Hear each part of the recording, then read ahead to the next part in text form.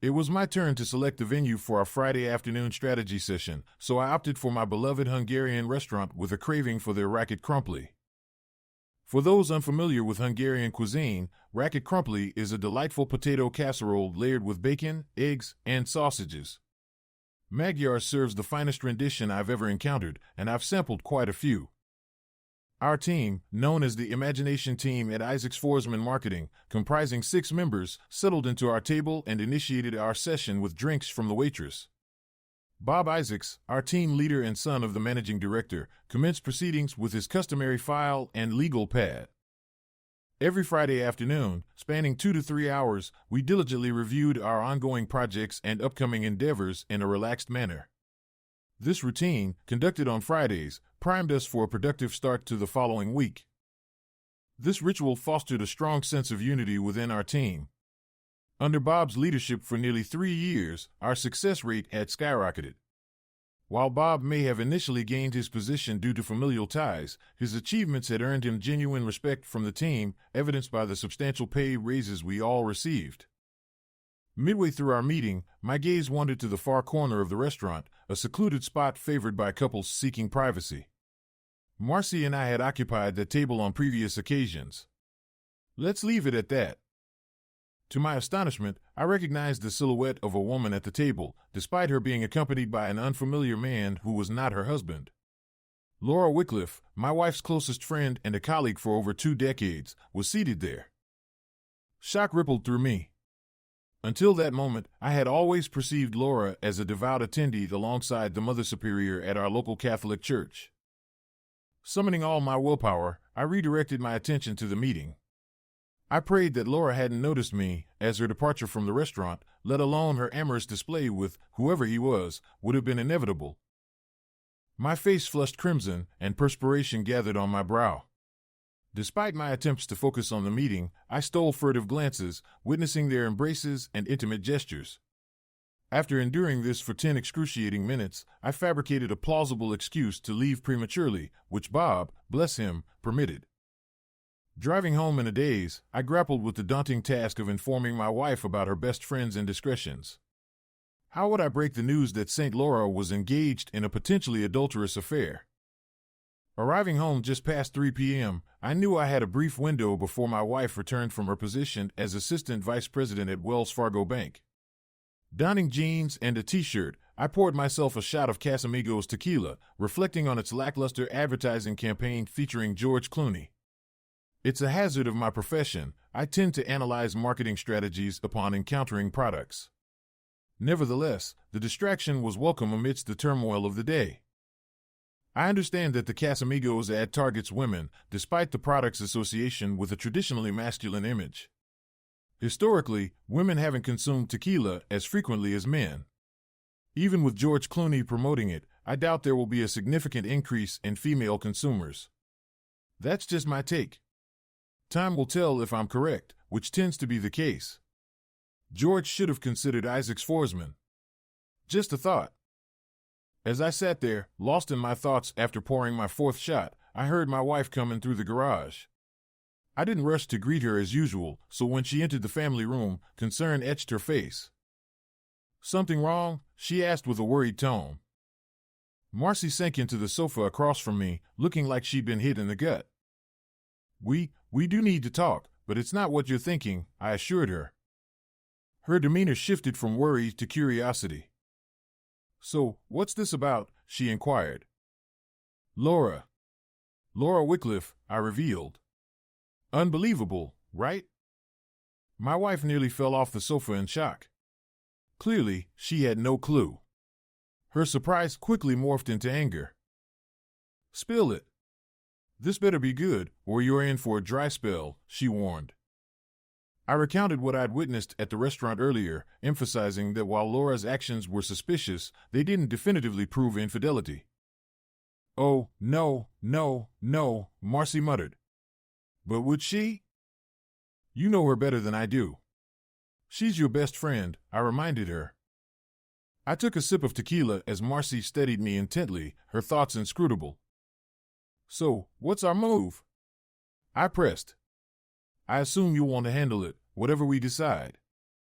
Yeah, I'll deal with it, she confirmed. I raised an eyebrow, sensing hesitation.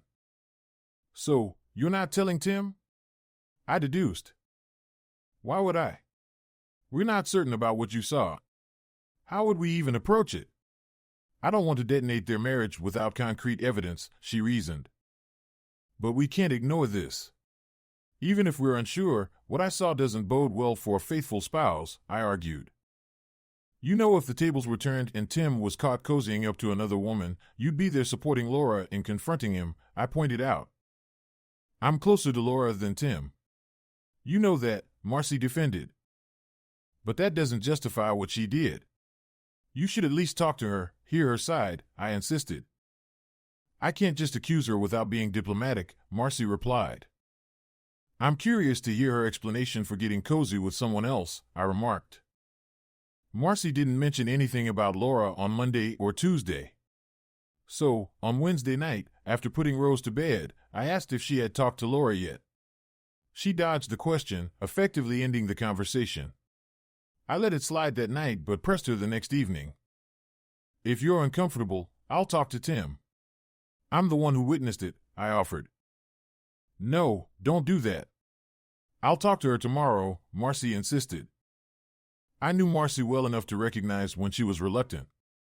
A sense of foreboding crept over me as doubts about the situation multiplied. I need an answer, Marcy. If you're hesitant, I'll talk to Tim. If he finds out she's cheating and that I knew but didn't tell him, he'd have every right to be furious. Friends don't keep secrets like that, I emphasized. My words seemed to unsettle Marcy, but she promised to confront Laura the next day. The following day marked the beginning of the end for my marriage, although I didn't realize it then. However, it was the first time I acknowledged a problem in our relationship. Marcy returned home the next day, evasive about her conversation with Laura. Sensing her reluctance, I pressed the issue once Rose was away for the night. Laura explained what happened. It's not exactly as you thought, Norm. She confessed to crossing a line with a guy named Kenneth Attenborough. She assured me it wouldn't happen again. She claimed she just got carried away. Marcy relayed. I might have accepted her explanation if Marcy could have looked me in the eye. Instead, she avoided my gaze, a behavior I had never seen from her in our 22 years together, even when she totaled my prized 2015 Mustang Shelby GT 500. I had a strong suspicion that Marcy and Laura had spoken about the situation, but I was equally certain that the Kenneth Attenborough excuse was nothing but a sham, and Marcy knew it too. She was shielding her friend and lying to my face. In over half of my life spent together with her, this was the first time I'd caught her in a lie, and it left me utterly devastated. For days afterward, I agonized over why my wife would deceive me. None of the possible explanations sat well with me. A few days later, Bob Isaacs requested a private meeting with me in his office. That usually meant getting reprimanded for a mistake. While such occurrences were rare on our team, Bob had the decency to address issues privately rather than berating someone in public. "What's on your mind, Norm?" he inquired after some casual conversation. "You've seemed preoccupied lately." I confided in Bob about Marcy's recent deception regarding her friend's potential affair and my uncertainty about how to handle it. He looked at me earnestly and offered to connect me with a private investigator to look into Marcy's friend. "It's about finding peace of mind, Norm. You can dwell on this or confront it head-on, get answers, and move forward," he advised. "I know a guy who's reasonably priced and can provide swift results. What's your plan here? Will you inform your friend if his wife is cheating? Just remember, sometimes the messenger gets blamed for the message." "That's a valid concern. But wouldn't I be a lousy friend if I kept silent about it if she is indeed cheating?" I countered. "You'd either be the most loyal friend or the biggest fool," he remarked. The following afternoon, I met with Roy Hoover, the private investigator recommended by Bob. 2 weeks later, I received conclusive evidence that Laura Wycliffe was indeed unfaithful to her husband. It was time for me to make a decision. However, one thing I was certain of, I wouldn't be confiding in my wife, who was evidently covering for her friend, much to my disappointment. I probably knew Laura a bit better than Tim did, given her lengthy tenure working alongside my wife. Over the years, I'd heard countless stories about Laura. Essentially, my connection with Tim was through his wife, just as his connection with me was through mine. Tim was a decent guy, albeit a tad conservative, likely due to his engineering background. We had a good rapport, sharing a passion for sports, and our foursome had what I considered an effortless camaraderie. We aligned on many beliefs, one of which I presumed was marital fidelity, until Roy Hoover proved me wrong on that count. As for what my wife truly believed, that remained uncertain. I phoned Tim and arranged to meet him for lunch the following Tuesday. I could have suggested Monday, but Mondays were rough enough already, and I wasn't about to compound his woes. This was bound to be a difficult conversation, regardless of when it happened.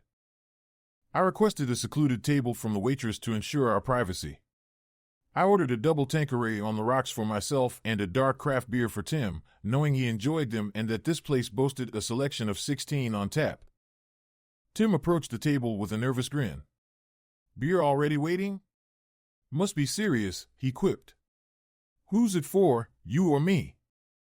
"You," I replied with a heavy sigh. After placing our food orders and waiting for the server to depart, I broached the difficult topic. "Tim, I hate to be the bearer of bad news, but your wife is, well, she's cheating on you," I stated bluntly. "I'm telling you because you're my friend, and I'd expect the same if the roles were reversed. It's better to know than to be kept in the dark." Tim winced, a tear escaping down his cheek before he averted his gaze. "Damn," he muttered. "I had no idea. How did you find out? Did Marcy tell you something?" I hesitated, unable to meet his eyes. I suspect Marcy has been covering for her," I admitted. "I saw something a few weeks back that raised suspicions. When I confronted Marcy, she initially downplayed it, then claimed Laura admitted to a minor indiscretion with some guy. But I could sense she wasn't being entirely truthful, so I took matters into my own hands. I couldn't stand by and watch a friend be deceived." As our food arrived, the tension in the air grew palpable. "How long has this been going on? Who is he? I'll rip his damn head off." Tim seethed. "I'm not sure about the duration, but his name is Kenneth Attenborough. I witnessed him intimately engaged at Magyar's 3 weeks ago. I didn't recognize him then, but the private investigator I hired uncovered everything. Here's the evidence," I explained, sliding an envelope across the table to him. Tim carefully inspected the contents, his emotions shifting rapidly from anger to despair. "Shit," he exclaimed. "So, you hired a PI to spy on my wife? Why would you do that?" "I mean, thanks, but that couldn't have been cheap." Tim's voice trailed off, a mixture of gratitude and disbelief evident in his tone. I had to be certain before saying anything. "You're a friend, Tim." "It's what you do for a friend," I affirmed. He lowered his head, his expression unreadable. "Damn. I'm sorry, Norm. I guess I'm not nearly as good a friend as you are." My composure wavered, and frustration boiled over. "Damn it. It's just, damn," I exclaimed, rising from my seat. "Easy, Norm. Keep it together," Tim urged, attempting to calm me. I glanced around, realizing we'd drawn attention. Apologizing with a gesture, I resumed my seat. "Talk," I demanded, striving to keep my voice subdued. "Based on what you've told me, it seems our wives have been covering each other's tracks. The fidelity we thought we agreed upon evidently only applied to us," Tim remarked bitterly. "I found out about Marcy 6 months back. She'd been involved with some guy she met at a bar about a year ago. Laura confessed when I confronted her, pleading with me not to tell you, and foolishly, I agreed." "I'm sorry, Norm," Tim confessed. "So, my dear wife has been seeing someone else for the past year and a half? Did you catch his name? Is it still ongoing?" I fired off questions. "Yep, about a year and a half, and it's ongoing. I catch glimpses of their conversations occasionally. Laura isn't as discreet as she once was, knowing I'm aware," Tim confirmed. "His name's Bill Gosterland. He's a junior exec at a tech firm near their workplace. He and his colleagues frequent the same bar as the girls for post-work drinks." I struggled to maintain composure, battling the urge to yell or hyperventilate. How had this day taken such a drastic turn? It seems we're both in the same boat, figuratively speaking, of course, Tim remarked. I signaled the waitress for another round and informed Bob Isaacs of a personal emergency, taking the remainder of the day off. Tim did the same with his office. Then, I contacted Roy Hoover, assigning him a new task, with Tim footing the bill. Fair enough, Tim agreed. 2 weeks later, I received my own dossier of evidence, corroborating Tim's revelations. During those 2 weeks, I pondered where I'd gone wrong in my marriage that Marcy felt the need for another man after 20 years. The knowledge of Marcy's infidelity stung, but seeing the photos was gut-wrenching. It wasn't the explicit images that hurt the most, it was the ones where she looked at him with such adoration. Their relationship went beyond mere physical intimacy. Speaking of which, Marcy and I hadn't been intimate during that waiting period, despite her attempts to initiate. Mentally, I couldn't bear the thought of her with someone else. It left me emotionally and physically numb. I hadn't been idle while awaiting evidence. I consulted my attorney and sorted out the necessary financial arrangements. I was prepared, and as soon as I received the evidence, I had Marcy served. Living in a no-fault state, I didn't cite adultery as grounds. This seemed to confuse my unfaithful wife when she called, sobbing, minutes after being served. "Why, darling?" "Why?" she pleaded through tears when I answered the phone. "Do you really need to ask?" "Two can play at this game, Marcy," I said in a hushed tone. "You've been involved with that young guy for over a year. Did you honestly think you could keep it hidden forever?" There was a prolonged silence before I heard her sigh. "I was going to tell you soon. I just wasn't ready yet." "What the hell, Marcy? How long did you need?" I cut in. "1.5 years. "You're right. I should have spoken up sooner," she admitted. "I wasn't seeking this, Norm. It just happened. We have a connection. I'm in love with him. He's my soulmate," she confessed. "Well, there it is. He's your soulmate," I mocked. "I remember when we had a connection. I remember when you loved me. I remember when I was your soulmate. Damn it, Marcy." "I'm sorry, Norm. I should have been more honest with you," she concluded, ending the call. Well, that went swimmingly, I thought to myself. Upon returning home, I found a large pizza from my favorite takeout joint on the table, courtesy of Marcy. She was pouring herself a glass of wine as I grabbed a beer. "I wish we could have had this conversation before it came to this," I sighed. She blushed with guilt. "None of this is your fault, Norm. It's all on me. I genuinely loved you for a long time." "So he's taken my place in your heart? Was that before or after he first slept with you?" I couldn't help but jab. "Come on, Norm. Did you have to go there?" "I was hoping we could handle this maturely," she lamented. "I'll try to be mature, Marcy, but it won't be easy for me, just like it wasn't easy for you to stay faithful," I retorted. Her expression shifted to shock, tears welling in her eyes. After a deep breath, she managed, "I guess I deserved that." "Yeah, you did," I grunted. 7 months later, Marcy and I joined the ranks of divorcees. We sold the house, and my share provided a hefty down payment on a condo close to my workplace. According to my daughter, Marcy moved in with her soulmate. Our daughter, Rose, was about to begin her senior year of college. She wasn't thrilled with either of us about the divorce, but she tried to understand. "She should have left you before getting involved with Bill, but if she didn't love you anymore and loved him, the divorce makes sense to me. Everyone deserves to be with the person they love, Dad. Hopefully, you'll find that person someday," Rose offered. "I thought I did when I married your mother," I grumbled. "I never expected to be replaced. I don't recall our vows having a clause for that."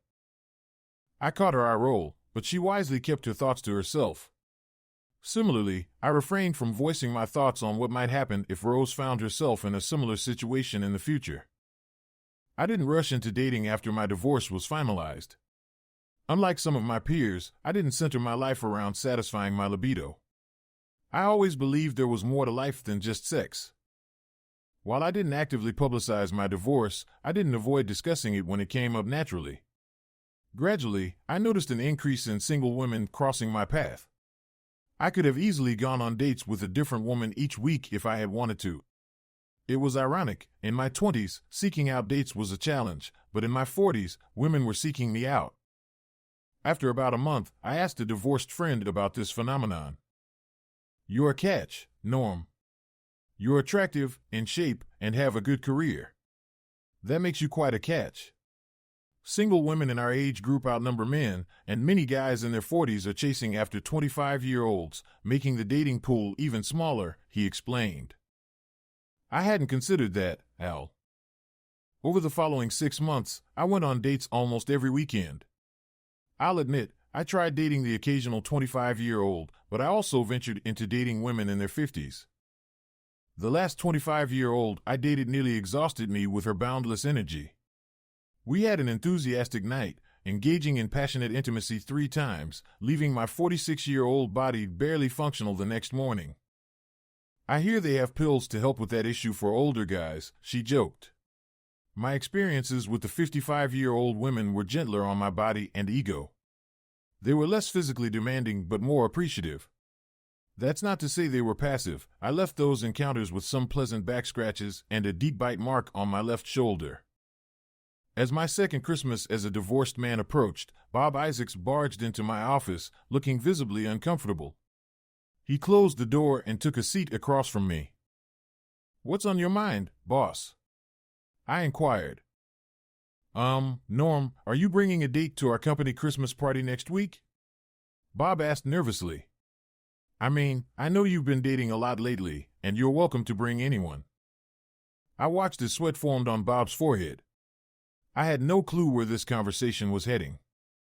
"I hadn't planned on bringing anyone again this year," I replied cautiously. "Why do you ask?" He let out a sigh of relief. He looked so relieved that I started to wonder if he was about to reveal some serious news or illness. "You know how my wife can be. She's a bit of a matchmaker and thinks she knows what's best for everyone," Bob explained. "Well, she strongly believes you should bring her old college roommate, Laney, to the party. Laney's been divorced for a while now, and Marilyn thinks you two would hit it off. I know it's not my place to ask, but if you don't, Marilyn's going to make my life miserable." "What's wrong with this Laney? Does she have 2 noses or something?" I joked, half serious. "No, nothing like that. No deformities. She's actually got a great personality." Bob started. "There it is," I cut in. "The classic great personality. That's code for troll, you know." "No, seriously, she's not a troll, but she does have a genuinely great personality." "Please, Norm. Please," Bob pleaded. I chuckled, watching him wince. I knew his wife was stunningly beautiful. I couldn't help but wonder if Laney was of the same caliber. "All right, I'll do it. But Marilyn owes me big time," I declared. "Deal." Bob agreed, suddenly looking relieved. "Now that I've officially signed up for this, give me the rundown on Miss Personality," I prompted. Bob spent the next couple of minutes describing my mystery date, 5 feet 8 inches tall, around 130 pounds, with long blonde hair cascading down to her back. She was a former NCAA Division I volleyball player, still in great shape despite having a child. Additionally, she was an actuary at an insurance company, indicating intelligence and attention to detail. An intriguing combination, to say the least. With all these qualities, why is Marilyn trying to set me up with her? I asked. "You know Marilyn. She can't resist playing matchmaker. She genuinely thinks you two would hit it off," Bob explained. The Isaacs-Forsman Christmas party was always extravagant, featuring live music, delectable appetizers, prime rib, a speech from our CEO, Philip Isaacs, Bob's father, and various awards. It was a formal affair, with men dressed in their finest suits and women adorned in elegant gowns or fancy dresses. Phoebe Isaacs, Philip's wife, oversaw every detail to ensure the event was top-notch. I arrived at Bob Isaacs' house to pick up my date, feeling a bit like a nervous teenager on his first date. Marilyn greeted me at the door with a kiss on the cheek before inviting me inside. I exchanged a self-conscious smile with Bob as he approached. "Nice to meet you, Mr. Isaacs." I promised to have her home at a reasonable hour, I quipped, knowing Bob would catch onto my nerves. He grinned back at me, ready with a comeback. "Don't make me come looking for you too, young man," he replied, and we both shared a smirk. Just then, my date made her grand entrance. She swept into the room in a stunning turquoise gown, hugging her curves with a slit that revealed her toned left leg. Her hair was elegantly styled in a high ponytail, and her captivating azure eyes sparkled with eye makeup. And those lips, thick and inviting. I tried to speak, but I was rendered speechless. "Well said, Norm," Marilyn teased, as I felt my face flush with embarrassment. As Laney and I entered the party room together, heads turned, and I knew it wasn't because of my new Armani suit. Philip and Phoebe Isaacs greeted us warmly as we stepped inside. "Laney, dear, it's so lovely to see you again.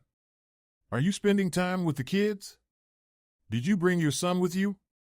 Phoebe inquired. "Norm, would you mind if I steal your date for a bit?" I smiled as Philip warmly shook my hand. Over the 18 years I'd worked for him, our relationship had evolved beyond that of mere employer-employee. He had become somewhat of a second father to me. After my own father passed away 2 years into my tenure at Isaacs Forsman, Philip had filled that paternal role, offering advice and support whenever I needed it. They had both been there for me during my struggles with Marcy, checking in regularly. Although I hadn't shared all the details, I knew they were aware of my dating journey since my divorce. "We've known Laney almost as long as we've known Marilyn," Philip remarked.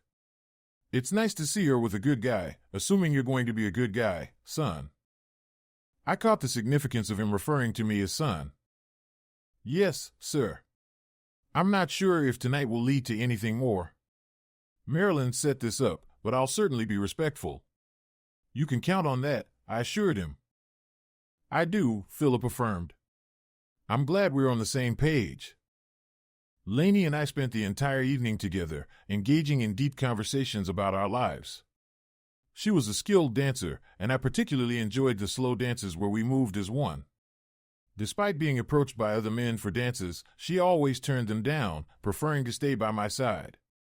While I didn't want her dancing with anyone else, I also didn't want to impose any restrictions since we were not in a committed relationship. Yet, she seemed to understand my feelings and respectfully declined all other offers. It was a wonderful night, and I sealed it with a passionate kiss at the Isaacs' door. Before she left, I asked her to enter her number into my phone. I called her the next day, curious about her plans. To Marilyn's credit, she had been right.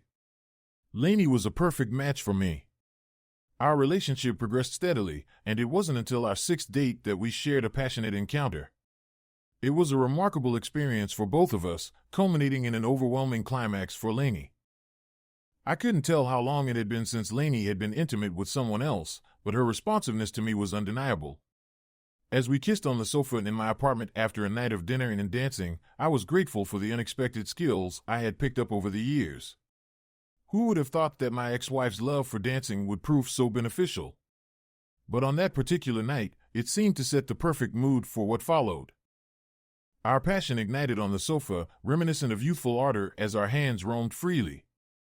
Her naked breasts filled my palms, a perfect fit with her erect nipples signaling desire. At 40, she exuded the allure of a Norse goddess, her platinum blonde hair cascading over flawless alabaster skin. Leading her to my bedroom, I reverently undressed her, revealing a sculpted physique that left me in awe. As she reclined on the bed, her legs parted, beckoning me closer. With eager anticipation, I immersed myself between her thighs, her arousal enveloping me in a torrent of wetness. Guiding her legs over my shoulders, I delved deeper, eliciting a crescendo of moans that escalated into ecstatic cries. Though her words were lost in the throes of pleasure, her body spoke volumes as her orgasm approached. With unwavering focus, I teased her swollen clit with my tongue before delving deeper, driving her to the brink of ecstasy. Suddenly, she bucked her hips with such force that my head snapped back, her pelvis colliding with my lips and nose. Instinctively, I steadied her hips, my mind racing with concern. Yet, as she fell into a momentary silence, I reassured myself that I hadn't inadvertently harmed her. Soon, she stirred, her quivering body signaling her readiness for more. With measured care, I resumed our passionate exchange, each moment bringing us closer to ecstasy. As she regained her composure, I slowly ascended her body, ready to unite once more in blissful union. With a primal moan, she responded to my full penetration, igniting a passionate rhythm that surged with increasing vigor. Her muscular legs and toned buttocks matched my every thrust, amplifying the intensity of our shared ecstasy. As our climax approached, she delivered a final orgasmic crescendo before guiding us both to celestial bliss in just under 20 minutes. In a release of overwhelming pleasure, I surrendered to the moment, each thrust nudging her cervix as I lost control. Afterward, as we nestled together in the afterglow, she regarded me with a mix of awe and bewilderment. "What just happened?" she queried, her expression a blend of confusion and amazement. "It was incredible, but I felt like I short-circuited or something. I was gone, then back. So bizarre, yet amazing." Grinning broadly, I basked in the satisfaction of our shared experience. "I've never achieved that before. Came close with my ex, but with you, you're the first. You're absolutely incredible," I exclaimed, overflowing with admiration. "So along with all of your other good qualities, you didn't tell me you had a Pied Piper thing going on with kids, too," she said. "I love kids.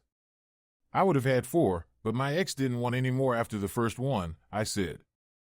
"We had agreed on having 2, but she reneged on that deal, reminding me often it was she who was sacrificing her body. Still, she was a good mother to our daughter. I can't fault her as a mother. Hell, I couldn't fault her as a wife until just about the end. From what you and Bob and Marilyn have said, she seemed to be a good woman at one time. What happened?" Laney asked. "I'm still not totally sure. From the little bit she had said, it started out innocently, but somehow, she fell in love with him while she fell out of love with me. She told me he was her soulmate. Her loss is my gain." "Come on now, enough about her," Laney said. 6 months later, she accepted my engagement ring. She switched jobs so she could work in my city, and we began to look for a house in which to live. I asked Laney to marry me on a Saturday. The next Monday at work, Bob swaggered into my office with a big shit-eating grin. Okay. Marilyn was right," I said to Bob, who just sat in the chair across from me looking smug. "Okay," I bowed down to her rightness. "What's this going to cost me? You've got that look on your face." "Not a damn thing. Just be a good stepdad to my favorite nephew," Bob said. "Got it," I responded. A week later, Bob and I were having a drink at a quiet pub after work. Bob and I had gotten to be pretty good friends since I started dating Laney. I looked up and saw Tim Wycliffe sitting at a table with a pretty young woman of about 25. The last time I saw Tim, about a year ago, he and Laura were trying to make it work. Apparently, it didn't take. "Hey stranger, how's tricks?" I asked as I walked up to his table. I saw him flinch when he spotted me. I got it. My going to him was the beginning of the end of both of our marriages. "Hello, Norm. How are you doing?" he asked. "Not bad. Don't mean to interrupt. Just wanted to say hello," I said. "You're not interrupting. By the way, this is Anna McGill, a friend," he said, his blank face telling me the 20-something was nothing more than a date. "Anna, this is my friend, Norm, the man who ruined my life." Anna looked shocked. Tim saw her face and realized he should explain, at least the Reader's Digest version. It was his PI who caught my ex-wife cheating, and then I told him about his own wife cheating, and the rest is history. He divorced his cheating bitch. I tried to reconcile with mine. "You see where that got me," Tim explained. He turned to me and gave me a crooked smile. "I don't know if she went back to sleeping with her boyfriend, but I found out that they were back in touch about a year after this whole thing started." "Can you believe that?" he asked. He asked how my life had been going, and I told him about getting engaged to Laney. The way you left things, I thought you might never again get married. She must be a special lady to overcome the scars Marcy left, he said. She's a very special lady. You're right, I said. I am sorry things didn't work out for you, Tim. Honestly. Well, if you're going to get married again, I guess that shuts the door on your ex, then, Tim said. I gave him a quizzical look. I thought I shut the door on Marcy when we divorced. You haven't heard? Seriously, he asked. Heard what? I asked. Marcy's boy toy left her. Hasn't your daughter told you? Seems that the soulmate thing wasn't reciprocal. She wanted a ring. He wanted to date around for a while. She thought it was love. He thought it was just sex, very good sex, with a very willing slut. Wonder why Rose hasn't told me, although I really don't care anymore, I said. When I heard, I honestly thought she'd give you a call, try to get you to take her back. I'd bet Rose told her about your engagement, so she didn't even try. All things considered, I'd have to say I'm one of the luckiest people alive. How many people can say they had a great marriage for about 22 years, then found a second true love? Laney and I connected perhaps even deeper than Marcy and I did, both in bed and out. Then there was Sean. He quickly became much more than my stepson. He became my son in every sense of the word except for his last name.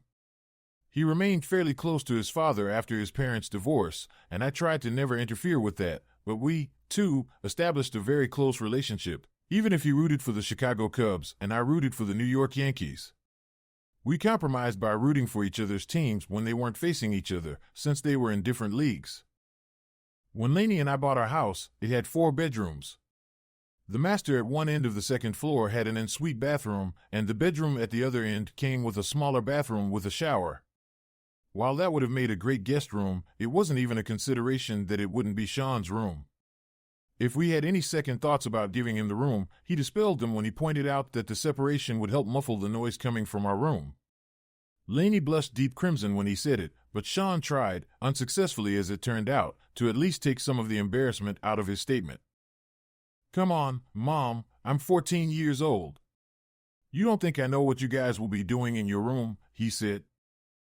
This is your fault, Laney asserted. He's been hanging around with you way too much. Rose fell in love with Laney immediately when they were introduced, before I asked Laney to marry me. I know she was a little jealous of how close Sean and I had become. Finally got the son you've always wanted, she said to me, a little bit of tension in her tone. It's great fun to finally have a son, Rosie, but you'll always be my little girl. Your place in my heart will never be taken. Sean's just carved out his own niche, I told her. We hugged fiercely. I'm so glad you found somebody, Dad. I was so afraid you were going to be alone for the rest of your life, she whispered. Even though I never asked, Rose kept me updated about her mother's life. From what my daughter said, Marcy dated a platoon of losers, most at least a decade younger than her, some in the range of men that my daughter might date. Rose joked with Laney and me that she was afraid to bring men she was dating around her mother for fear that Marcy might make a play for them. Rose got married 2 years after I married Laney. He was a big guy who spent a couple of years playing minor league baseball. When he left baseball behind, he used his degree in business to get a job in finance. Like with Sean, we bonded over baseball, even if he was a fan of the Atlanta Braves. Put the 3 of us in a room together, though, and it could get pretty heated, pretty quickly, and Laney and Rose would often go out shopping while the 3 guys would watch a game. Rose warned me that Marcy was going to attend the wedding with her fiancé, a 40-ish banker named Larry McIntyre. He's kind of a smarmy dick, Dad, but I guess she loves him. I know you'll behave yourself, even if he goes a little overboard, she said. As long as he only goes a little overboard, I replied. Rose had this guy nailed. He was a smarmy bastard, but he kept within boundaries. I could tell that Marcy was a little nervous that he would push me a bit as she never left the 2 of us alone, always lurking somewhere close when we talked. As the father of the bride, I footed the bill for the wedding, ensuring Rose got everything she desired. Over the years, my career at Isaacs Forsman Associates had flourished, and I eventually became a 10% partner. While there was talk of adding my name to the firm's title, I preferred to maintain the esteemed brand of Isaac Forsman. My ego didn't require the recognition. Given that I was covering the expenses, I indulged myself with a special treat. Towards the end of the evening, I unveiled a bottle of Pappy Van Winkle Special Reserve 12-year-old bourbon for our table, which included Phil and Bob Isaacs, Jack Forsman, my new son-in-law, and Larry McIntyre. I proposed a toast. Larry murmured something to my ex-wife during our bourbon sipping, and for the first time that evening, he appeared impressed. Later on, Marcy approached me alone to express her gratitude for hosting such a splendid event and for including Larry in the Pappy festivities. You must be quite prosperous, Norm. Tonight's affair must have set you back a pretty penny, Marcy remarked. I've been doing well for a while, even during our marriage. You just weren't paying attention because you were preoccupied with your soulmate, I replied. Speaking of which, I can't say I'm sorry that didn't pan out too well for you. Maybe Larry will prove to be a better match. Marcy did make it to the altar with Larry, but their marriage ended in divorce less than 3 years later. Last I heard from Rose, she was mostly alone, occasionally dating a senior citizen and playing bingo at her church weekly. Meanwhile, my marriage to Laney only grew stronger with time. Rose and my son-in-law blessed us with 2 grandchildren. Sean, on the other hand, joined Isaac Forsman Associates after college.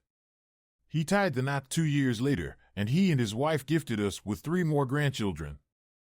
Laney and I mulled over the idea of being empty nesters extensively, eventually devising a plan to purchase an RV and explore the country between our stints at home, work, and spoiling our grandchildren. It's been years since I last saw Tim Wycliffe. I hope things worked out well for him. Thanks for watching. Subscribe to the channel not to miss new videos.